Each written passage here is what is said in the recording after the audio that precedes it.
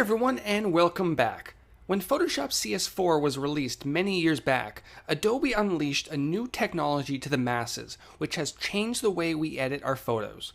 Content-aware scale was introduced with Photoshop CS4, and the content-aware technology has been expanding ever since, with content-aware fill and content-aware healing in Photoshop CS5, and this year in Photoshop CS6, we saw the addition of the content-aware patch tool and the content-aware move tool. In the next few videos, we're going to be taking a look at these fantastic tools and how you can benefit from them in your projects. To kick things off, let's start from the beginning when content-aware scale was introduced. Here's a photo that I took at Stonehenge not too long ago. Let's pretend for a moment that I wanted to turn this landscape shot into portrait. What are my options? Well, first, the most obvious would be to grab my crop tool and crop out the size of this photo. While this definitely gives me a portrait image, I lose all the people walking in the background. What if I want to keep those people in the image? Okay, let's try scaling it. Before the image can be scaled, you must first convert the background into an editable layer.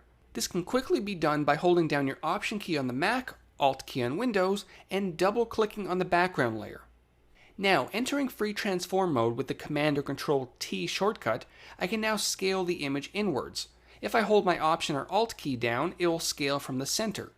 Well, while this method definitely keeps the people in the photo, there's a clear issue. Everything is squished.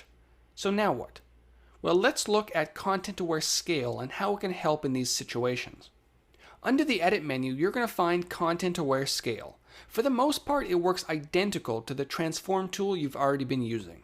A bounding box surrounds your layer, which allows you to scale in or out. However, watch what happens when I perform the same scale as I did before. The main subjects in this image are staying pretty much intact, while the repeatable areas like the grass and the sky are being seamlessly scaled. Photoshop does its best to isolate the important non-repeating subjects like people, and in this case stones, and scale the rest as seamlessly as possible. However, if you look closely at the stone on the left, it's not always perfect. Fortunately, there is a solution.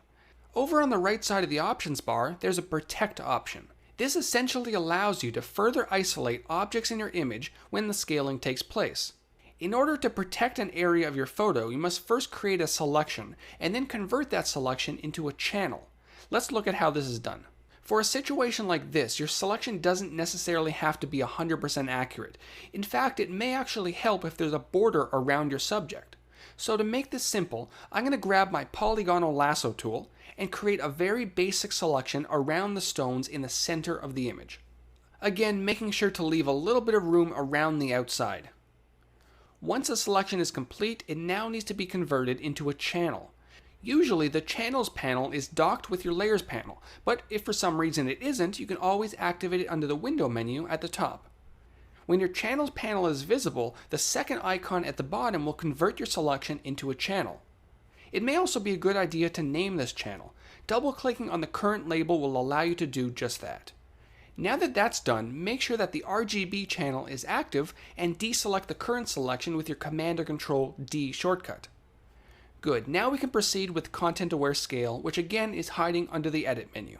This time, before you scale anything, go ahead and choose your new channel from the Protect dropdown. Now, scaling the image just like before, the area that was saved as a channel will now be protected from any funky algorithms, resulting in a much cleaner result.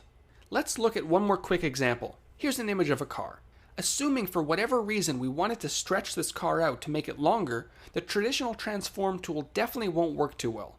Notice when I scale it outwards, the wheels lose their roundness, which is pretty important if it actually wants to move. Let's try content-aware scale again. Just like in our last example, the important objects in this image, like the wheels of the car, stay proportioned, while the repeating textures are seamlessly scaled, resulting in a longer car. And that's content-aware scale, great for photos in which you'd like to scale up or down, and at the same time keep your main subjects distortion-free. In the next video, we're going to take a look at content-aware fill and content-aware healing. We'll see you soon.